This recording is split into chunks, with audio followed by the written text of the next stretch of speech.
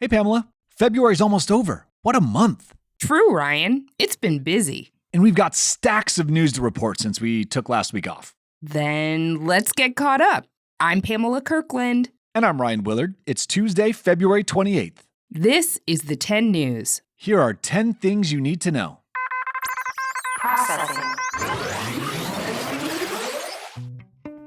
Kicking off with shattering news from the art world, a $42,000 blue balloon dog sculpture by artist Jeff Koons was broken by a woman visiting a Florida art gallery. She apparently tapped the sculpture, which promptly fell to the floor and broke into 1,000 shards.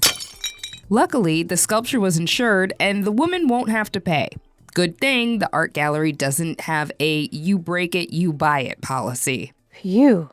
In world news, February 24th was the anniversary of the Russian invasion of Ukraine. Russian President Putin gave a speech defending Russia's actions and celebrating the Ukrainian territory they've won, but ignoring the recent pushback by Ukrainian forces.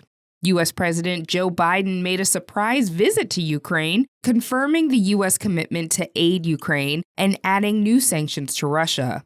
Poland honored their promise to deliver tanks to the Ukrainian military, which arrived on the anniversary of the invasion. Ukrainian President Volodymyr Zelensky has urged allies to remain united against Russia. The world will overcome again. The time is high to make it happen faster. Slava Ukraine. Last Monday, another earthquake struck the Turkey-Syria region, which is still recovering from a series of earthquakes earlier this month in which more than 46,000 people lost their lives. More than 200,000 people have lost their homes. This is terrible. In Syria, years of civil war have already created a refugee crisis, and the latest earthquake is making aid delivery more difficult than ever. If you and your grown-ups are looking for ways to help the recovery efforts in Turkey and Syria, check out the links in our show notes. Coffee chain Starbucks is rolling out a new product for its Italian stores: olive oil coffee. You serious? Italians are serious about their coffee, and while Starbucks has had more success than other U.S. chains, like Domino's, who closed their last pizza place in Italy last year, we'll have to wait to see if Italians embrace olive oil in their coffee. You may remember about 3 weeks ago, a train carrying toxic chemicals derailed in the Ohio town of East Palestine. Residents near the train were told to evacuate. Then, emergency crews performed a controlled burn of the chemicals. Since then, residents noted air and water quality issues.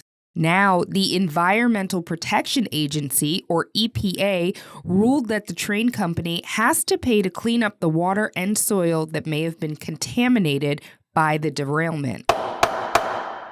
And we've got more wild weather news. Over the weekend, for the first time since 1989, Los Angeles was under a blizzard warning. The usually warm Southern California city has only occasionally seen snow since records began in the 1800s. Last week, extreme winter weather hit the West Coast and stretched across the northern parts of the U.S., causing power outages and dangerous conditions.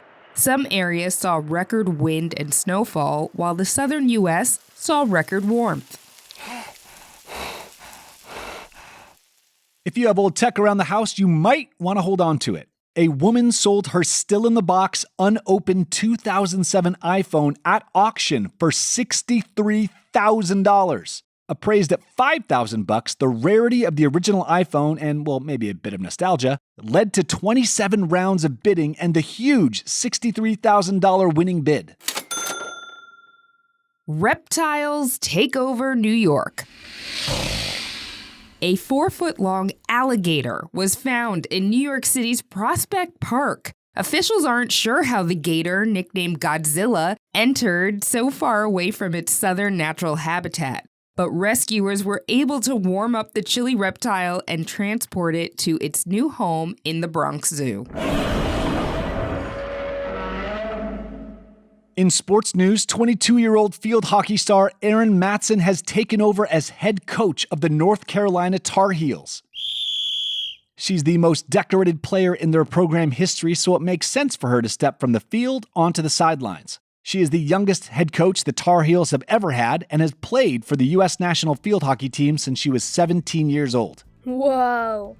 And we'll wrap up with a Disney fact check. A story was going around social media that Mickey Mouse was stepping down as the mascot for Disney. It turns out that story was started by a satirical website that makes up fake news, and it's now been debunked, so Mickey Mouse fans can rest easy about his future at Disney. Oh boy! That was 10 things you need to know. Check out tomorrow's episode, which is our Women's History Month kickoff. I'm Pamela Kirkland. And I'm Ryan Willard. Thanks for listening to the 10 News. Data transfer complete. We're taking a quick break to tell you about Future Hindsight, a podcast that takes big ideas about civic life and democracy and turns them into action items for all of us.